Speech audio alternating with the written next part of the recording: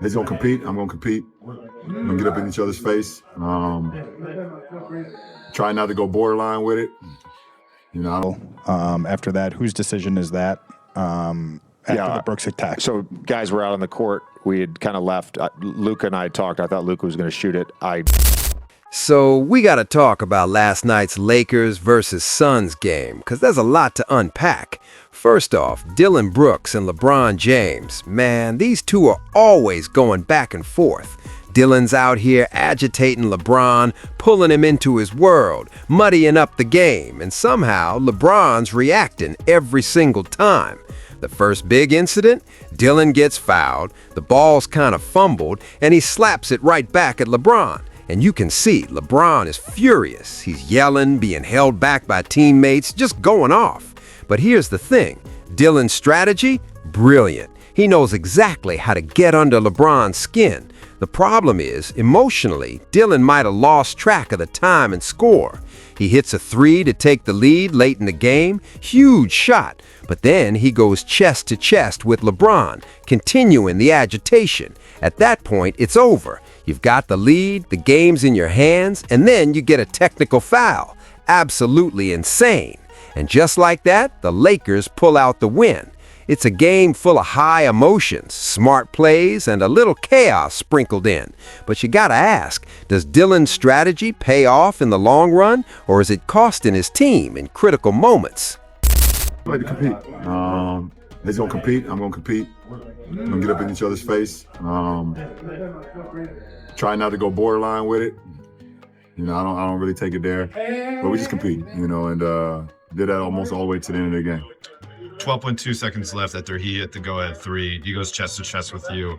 How aware were you in that moment of the fact that he already had a technical foul in order to perhaps make sure the ref saw what just occurred? Well, it didn't matter if he had one already or not. That's definitely a tech. If it was a tech on me in the first half, then it was a tech on him right there. So.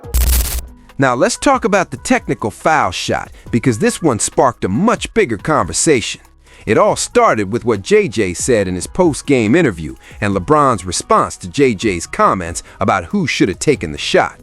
Look, we've seen LeBron throughout his career step up in these moments. Even if he's got someone like Cal Korver on the floor, he'll step to the line and take that technical foul shot. It's what he does. He takes control. Now JJ's saying this should have been Luka Doncic's shot, but LeBron, after getting into it with Dillon Brooks, clearly wanted to take it himself. And you know this is going to get spun way out of control. Whether LeBron likes it, whether the fans like it, the narrative is starting to form that there's a power struggle on that team. A lot of people are going to say LeBron is sending a message. This is still my team as long as I'm here. I make these late game decisions. I step up and I do what I want. That's the energy he brings, showing leadership and authority in crunch time. But it's also fueling debate about team dynamics and hierarchy. And now the comments, they are interesting. Fans and analysts alike are weighing in on whether this is LeBron asserting dominance or a misstep that could create tension on the squad. After that, whose decision is that?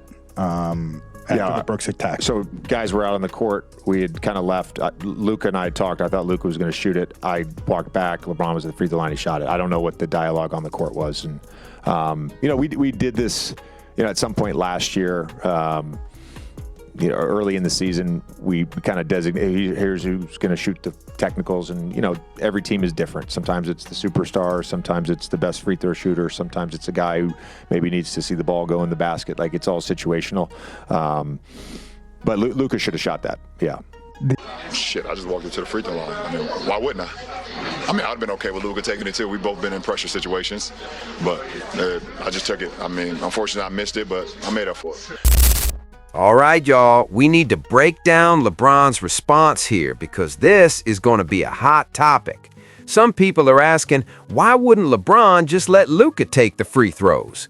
Well, first off, the coach had already designated Luka Doncic, now the face of the franchise, for these situations. And last night, Luka was 13 for 14 from the line. LeBron, on the other hand, was 9 for 14. So technically, Luka was already the go-to guy.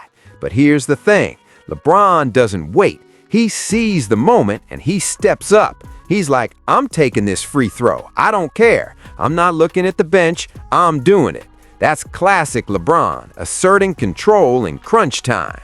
And now, of course, this is feeding the narrative of a potential power struggle within the Lakers. People are going to point back to this moment and say, yeah, LeBron doesn't listen to JJ. And look, let's call it what it is. LeBron may be thinking, I got you this job, JJ. You're here because of our relationship and my influence. So don't try to put boundaries on me now.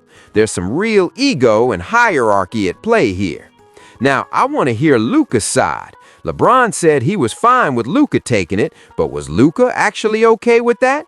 He's a competitor, playing for your country, being the young face of the NBA. Luka wants the ball in big moments. That's who he is, always clapping, clap, clap, clap, wanting the ball in his hands.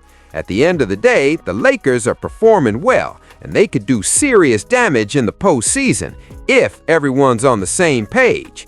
LeBron had a solid game last night, much better than his first matchup.